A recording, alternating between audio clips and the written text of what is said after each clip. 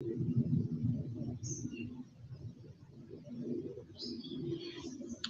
we are live. Welcome, everybody, to another episode of Sundays with the General.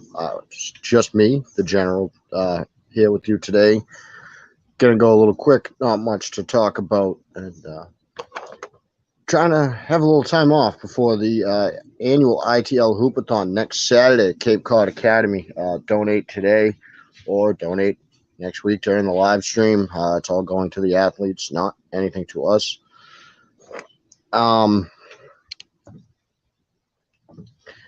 So not much here to talk about today. NFL training camp is underway. I try not to,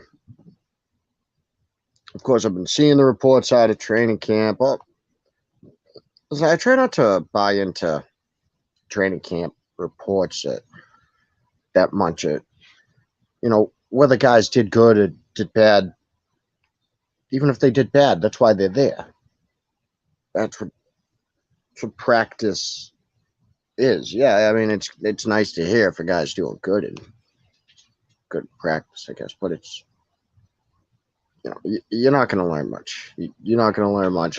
Maybe the joint practices, maybe you see something there, but this first week of training camp, it doesn't catch me that much. One of the biggest stories of this week, fortunately, forget Percy Jackson, we've got Kyler Murray and the homework clause. First off, I already thought this contract was a little ridiculous. I thought $230.5 million, 160 guaranteed was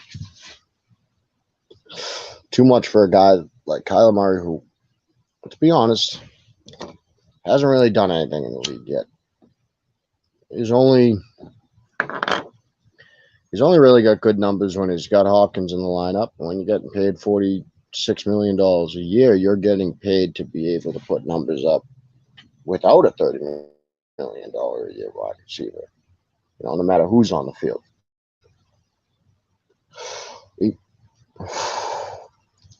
He hasn't done anything like to earn this, to me, to be the highest paid quarterback in the league, to me.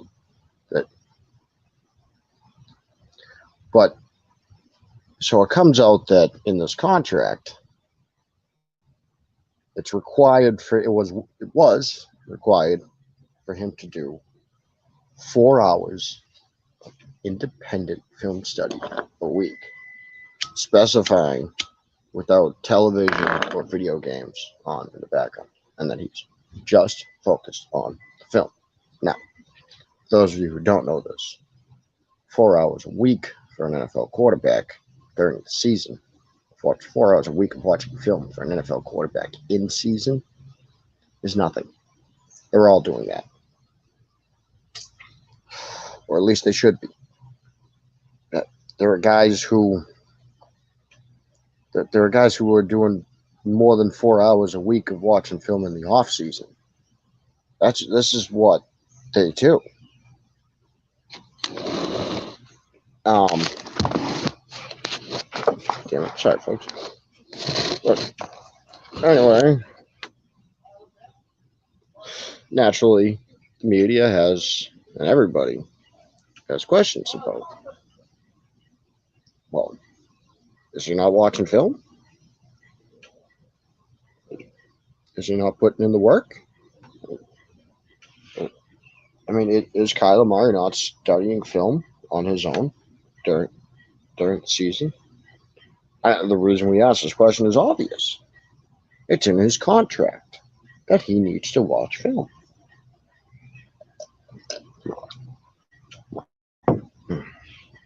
So, Kyler gets mad. He comes at the media, starts firing at them in the press conference about it's insulting to him. And now I got to ask the question: did you not read the contract? Because it's in there. You read this and you signed it. That homework clause being in there, You didn't think anything about that being like you didn't see how that could be interpreted when you signed the contract? Because there's only one way to interpret it, whether or not it's the right way to interpret it. The only way you can interpret having that clause in that contract is that he does not watch film on his own, or not enough that. I mean, 4 hours a week is nothing, like I said. So we have to think he's not watching film. So then Arizona removes the homework clause, and this is the part. This is the funniest part to me. This is the part to me that really gets it. Now Arizona has no control in this situation at all. Right? What are they doing? Well, Oscar, quiet, buddy. Sorry, that's the dog. The Arizona looks weak to me in this situation. Now, do they want this clause in? And now does he not have to watch film? What is this? What is? I don't understand any of this situation at all. Do you not want him to watch film? Does he or does he not watch film? Because now I'm asking the question because you put it in the contract. You did, not us. You put it out there.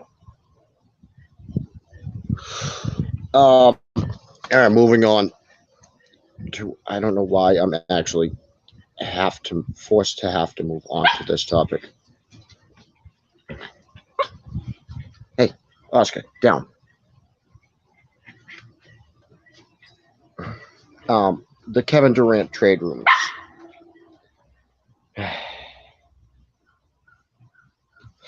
One second, folks. Oscar. Why? What's up?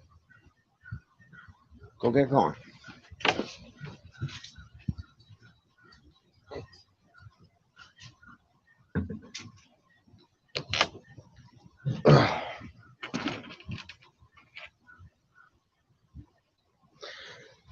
So, Adrian Woj tweets out at 2:30 in the morning the other day that the Celtics have made an offer for Kevin Durant, featuring Jaylen Brown in the package. Shams comes out a few hours later, saying that the package was Jaylen Brown and Derek White, and that the Celtics refused to deal. And when the Nets asked for Brown and Smart, the Celtics refused to deal. Now, a very important part of this, that they refused to deal Brown and Smart, is being completely ignored. It's kind of hilarious, is now everyone's saying that the Nets are going to get Brown, Smart, and Williams. Durant's not coming to the Celtics. As Brian Windhorst stated, this is an old report from several weeks ago. This is an old trade. This is an old trade. Christ's sake. Oscar, stop it. Stop. Down.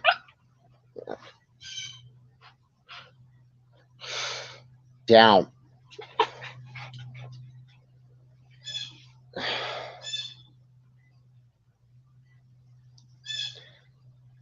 This is weeks old that they had these talks. We don't even know that the Celtics really made the offer. This is, to me, seems like the Nets putting this stuff out there.